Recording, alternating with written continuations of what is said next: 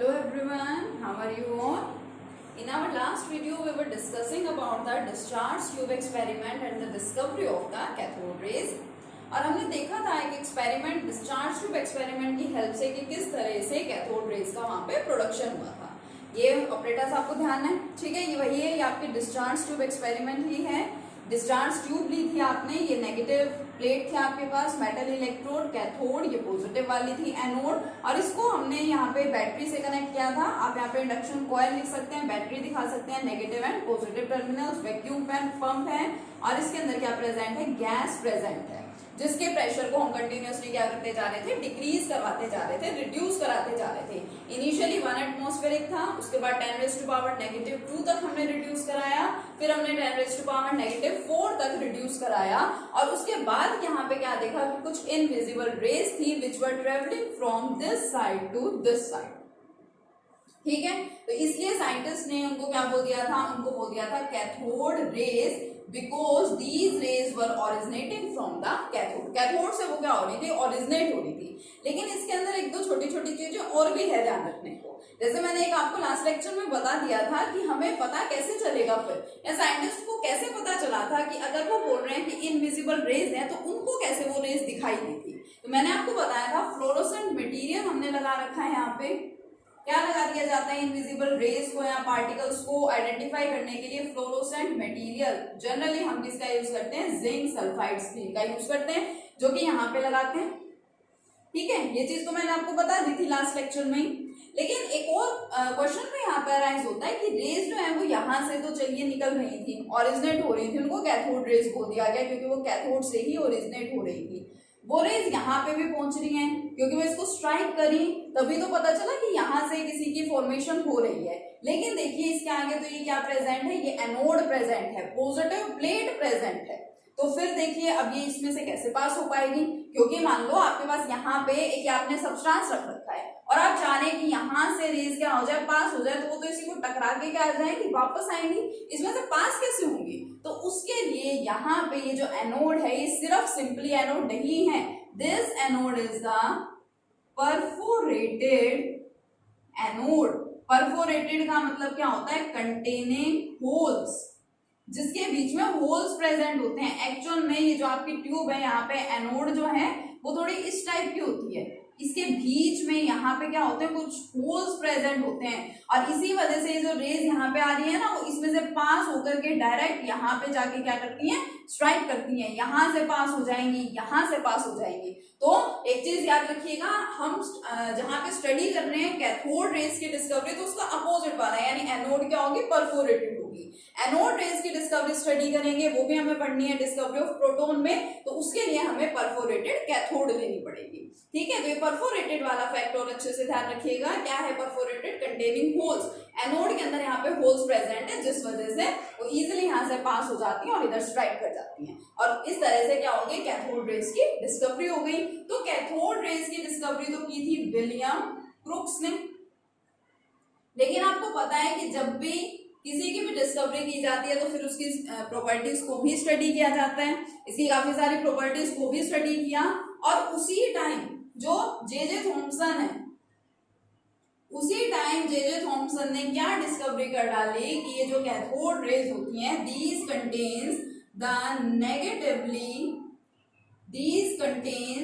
negatively charged particles, उनके अंदर क्या होते हैं, नेगेटिवली चार्ज पार्टिकल्स प्रेजेंट होते हैं।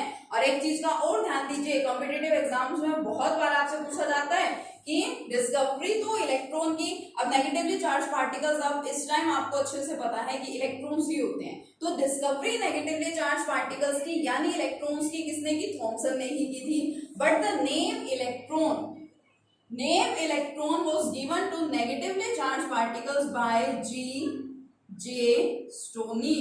बहुत बार कॉम्पिटिटिव एग्जाम्स में पूछा जाता है, एग्जाम के पॉइंट ऑफ व्यू से बहुत ज्यादा इंपॉर्टेंट है।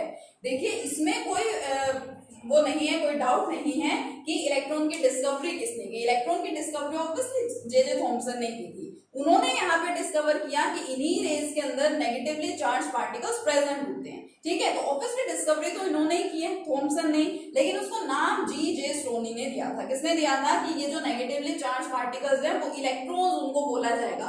ये नाम इलेक्ट्रॉन्स किसने दिया है? जी.जे. स्टोनी ने दिया है। तो इसको आप अच्छे से देखिए, ठीक है। तो यहाँ पे हमारे हो गई क्या? Discovery of cathode rays as well as the discovery of electrons. तो जब कैथोड रेज की डिस्कवरी हुई तो मैंने आपको अभी बताया उसकी प्रॉपर्टीज को भी स्टडी किया गया। तो बहुत सारी प्रॉपर्टीज हैं कैथोड रेज की, काफी इंपॉर्टेंट भी हैं। आइए पहले उनको डिस्कस कर लेते हैं।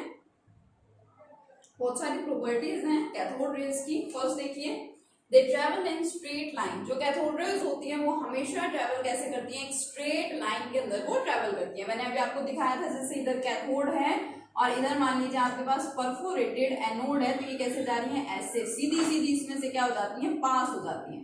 सो cathode rays travel in straight line, first property. Second property, they rotate the light paddle wheel which shows cathode rays are made up of the material particles। अब कैसे पता चला कि जो कैथोड रेज है उनके अंदर मटेरियल पार्टिकल्स प्रेजेंट है?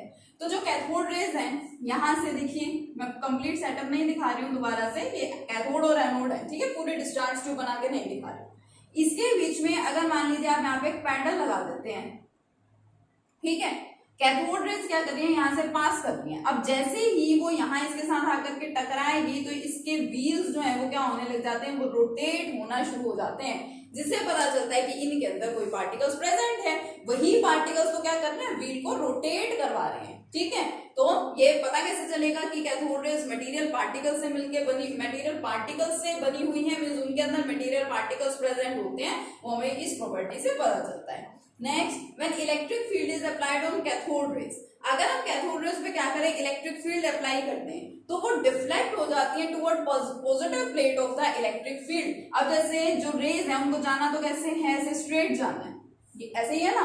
अब इलेक्ट्रिक फील्ड अप्लाई कर दिया, सपोज यहाँ पे नेगेटिव प्लेट है और यहाँ पे क्या है? पॉजिटिव प्लेट है, तो जो रेज थी वो सीधा जाने की बजाय ऐसे डिफ्लेक्ट हो गई। इसका मतलब पॉजिटिव प्लेट की तरफ आई हैं, और आप सभी को पता है that opposite charges attract each other. तो पॉजिटिव की तरफ कोई गया है ऐसा जिसके अंदर पार्टिकल्स प्रेजेंट है, तो ऑब्वियसली उन पार्टिकल्स पे कैसा चार्ज होगा? Negative charge. तो इस रिफ्लेक्शन की वजह से हमें पता चल गया कि these rays contains negatively charge particles. इन रेज में क्या होते हैं? नेगेटिवली चार्ज पार्टिकल्स प्रेजेंट होते हैं। Next, they cause ionization of gas. अब इसके बीच में जो मैंने आपको डिस्चार्ज ट्यूब कल बताई थी, ठीक है, ये कैथोड एनोड लगा दी थी, सारी अरेंजमेंट इधर से कर दी थी, ठीक है, यहाँ पे वैक्यूम पंप था। अब देखिए इसके बीच में मैंने यहाँ पे क्या ली थी? गैस ली थी। तो जब रेज यहाँ से पास होती हैं तो इस गैस का भी क्या हो जाता है? आयोनाइजेशन होना स्टार्ट हो जाता है। तो ये भी एक कैथोड रेज की प्रॉपर्टीज है that they causes the ionization of the gas. Next property देखिए, when they strike a metal foil, जब कैथोड रेज एक मेटल फॉयल को स्ट्राइक करती है, मेटल फॉयल के साथ टकराती है जाकर के, देन इट बिकम्स हॉट। तो जो मेटल फॉयल है वो हॉट हो जाती है। This shows that cathode rays produce heating effect. तो जो कैथोड रेज है वो क्या करती है? वो हीटिंग इफेक्ट को भी प्रोड्यूस करती है। Next, they produce x rays when they strike against the surface of hard metals. अगर कैथोड रेज मान लीजिए हार्ड मेटल्स के सरफेस को क्या करेंगे? स्ट्राइक करेंगे, उनके साथ टकराएंगे। हार्ड मेटल्स जैसे कि आप बोल सकते हैं टंगस्टन है हमारे पास, मोलिब्डेनम है, इनके सरफेस के साथ अगर कैथोड रेज टकराती हैं तो किसकी फॉर्मेशन होती है? एक्स रेज की फॉर्मेशन होती है। नेक्स्ट देखिए, दे शो पेनिट्रेटिंग इफेक्ट। पेनिट्रेटिंग का मतलब अंदर से पास हो जाना। अब कैथोड रेज जो है वो पेनिट्रेटिंग इफेक्ट शो करती हैं, ऑब्वियसली करती हैं। क्यों? क्योंकि ये कैथोड है और ये एनोड परफोरेटेड एनोड है, ठीक है, और ये यहाँ से रेज आई और इसके अंदर से क्या हो गई? पास हो गई। तो पास हो जाना मींस पेनिट्रेशन हो जाना, ये पेनिट्रेटिंग इफेक्ट को भी कोज करते हैं। तो इस तरह से बहुत सारी प्रॉपर्टीज हैं जिसमें से ये आपके पास कुछ मेन प्रॉपर्टीज हैं, ठीक है, जिनको स्टडी करना आपके लिए बहुत ज्यादा इंपॉर्टेंट है। तो इस तरह से कैथोड रेज की भी डिस्कवरी हो गई और एनोड रेज की भी कैथोड रेज की भी डिस्कवरी हो गई और इलेक्ट्रॉन्स की भी डिस्कवरी हो गई। अब जैसे कैथोड रेज की डिस्कवरी के बाद उसकी प्रॉपर्टीज को स्टडी किया गया, ऐसे ही इलेक्ट्रॉन्स की भी प्रॉपर्टीज, यानी इलेक्ट्रॉन पे कितना मास है, कितना चार्ज है, चार्ज टू मास रेशियो क्या है, ये सारी चीजें भी पता लगाई गई। तो मास जब फाइंड किया गया, मास आप सभी को पता है क्या होता है? Mass of electron. कितना मास होता है इलेक्ट्रॉन का? 9.1 इंटू 10⁻⁻31 किलोग्राम, और इसको आप चाहें तो ग्राम में भी कन्वर्ट कर सकते हैं। ठीक है, स्मॉल m से रिप्रेजेंट करते हैं। चार्ज में आपको पता है इलेक्ट्रॉन पे चार्ज ऑन इलेक्ट्रॉन कितना होता है 1.6 इंटू 10⁻⁻19 कूलम्स। इलेक्ट्रॉन्स और प्रोटॉन्स पे सेम ही चार्ज होता है, चार्ज का मैग्नीट्यूड यही होता है 1.6 इंटू 10⁻⁻19 कूलम्स। बस इलेक्ट्रॉन पे है तो ये नेगेटिव में होता है और प्रोटॉन्स पे पॉजिटिव में होता है। इसी तरह से चार्ज टू मास रेशियो भी फाइंड किया गया। क्या फाइंड किया? चार्ज को रिप्रेजेंट करता है स्मॉल ई से, चार्ज टू मास रेशियो, और ये आया 1.76 इंटू 10⁸ कूलम्स पर ग्राम। ध्यान रखिए ये जो वैल्यू मैंने यहाँ पे लिखी है ये किसमें है? ये कूलम्स पर ग्राम में है, यानी कि मास को यहाँ पे ग्राम में कन्वर्ट किया गया है, उसके बाद ये वाली वैल्यू आई है। तो ये छोटी छोटी चीजें हैं, इनको अच्छे से स्टडी कीजिए। नेक्स्ट वीडियो में मिलेंगे नेक्स्ट टॉपिक के साथ। Thank you.